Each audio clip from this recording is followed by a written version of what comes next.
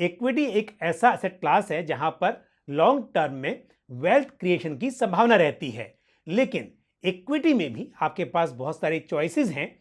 यानी कि यदि हम मार्केट कैप के आधार पर बात करें तो large cap, mid cap, small cap, अलग अलग तरह के मार्केट कैप वाले शेयर्स और उन पर बेस्ड म्यूचुअल फंड्स में इन्वेस्ट किया जा सकता है। और यदि मिड कैप फंड्स की बात की जाए तो इंडस्ट्री स्टैंडर्ड्स के अकॉर्डिंग वो कंपनीज जो अपने मार्केट कैप के बेसिस पर 101 से लेकर 250 पोजीशन पर आती हैं। यानी कि जो टॉप 100 कंपनीज हैं वो लार्ज कैप में होती हैं, 101 से लेकर 250 तक यानी कि 150 कंपनीज मिड कैप कंपनीज कहलाती हैं। और एक मिड कैप फंड का जो टोटल एसेट अंडर मैनेजमेंट होता है उसका minimum 65% allocation mid cap oriented equity shares और इक्विटी रिलेटेड इंस्ट्रूमेंट्स में किया जाता है। नमस्कार, मैं हूं Pankaj Matpal, certified financial planner, और आज मैं बात करूंगा मेरी चॉइस की 3 मिड कैप स्कीम्स की। तो आज सबसे पहले जिस स्कीम की मैं बात करने जा रहा हूं वो है quant mid cap fund.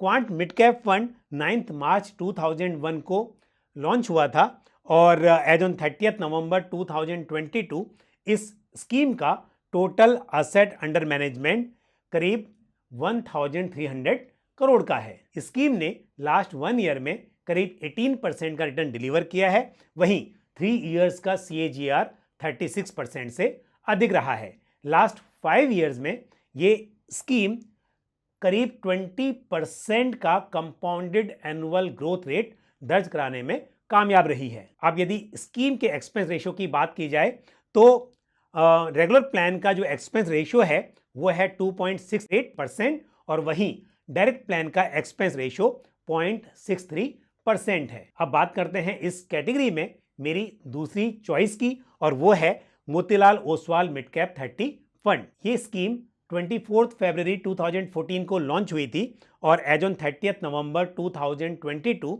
Scheme का total asset under management 3657 crore है। स्कीम ने लास्ट 1 ईयर में 9% से अधिक का रिटर्न डिलीवर किया है, वहीं लास्ट 3 इयर्स का CAGR करीब 24% है और स्कीम का लास्ट 5 इयर्स का CAGR लगभग 13% रहा है। रेगुलर प्लान का एक्सपेंस रेशियो 2.03% है और वहीं डायरेक्ट प्लान का एक्सपेंस रेशियो 0.87% है। अब बात करते हैं इस कैटेगरी की मेरी चॉइस की एक और स्कीम की, और वो है ICICI prudential mid cap fund. ये स्कीम काफी पुरानी है, 28 अक्टूबर 2004 को ये लॉन्च हुई थी और एज ऑन 30 नवंबर 2022 स्कीम का total asset under management 3723 crore है। स्कीम ने लास्ट 1 ईयर में करीब 3% का रिटर्न डिलीवर किया है, वहीं लास्ट 3 इयर्स का CAGR करीब 21% रहा है।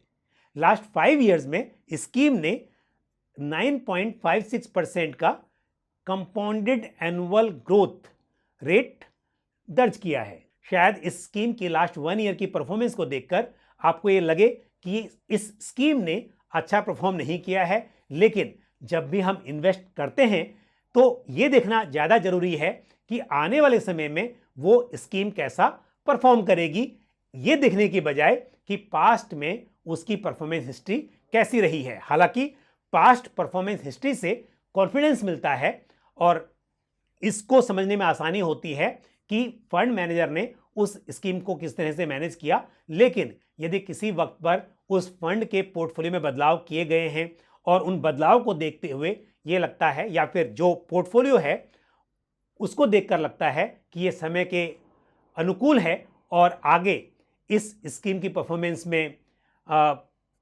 इंप्रूवमेंट होगा, तो उस स्कीम में इन्वेस्टमेंट किया जाना चाहिए।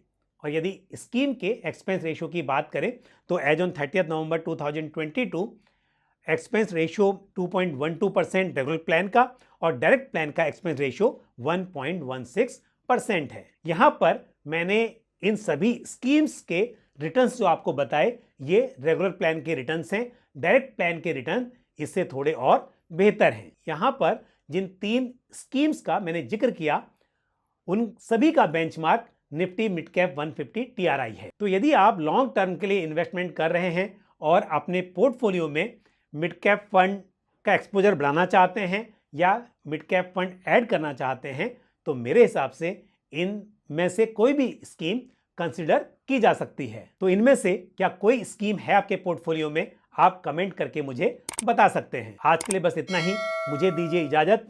अगले वीडियो में फिर आपसे मुलाकात होगी। Thank you. जय हिंद। म्यूचुअल फंड निवेश बाजार जोखिमों के अधीन है। योजना से संबंधित सभी दस्तावेजों को ध्यान से पढ़ें।